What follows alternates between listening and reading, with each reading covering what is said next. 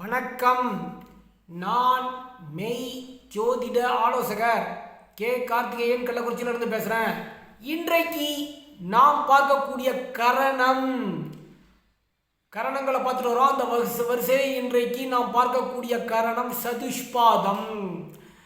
சதுஷ்பாத கரணத்தில் பிறந்தவன் முன்பு பேசிய வார்த்தைகளை மாற்றி மாற்றி பேசக்கூடியவன், தரித்திரன், விலை மகளிர் மீது அளவு கடந்த ஆசை வைத்திருப்பான், இழிவானவன், ஆத்திரக்காரன், தீயவன், தத்துவ சாஸ்திரங்களை கற்பதில் அதிக ஆர்வம் கொண்டவன்.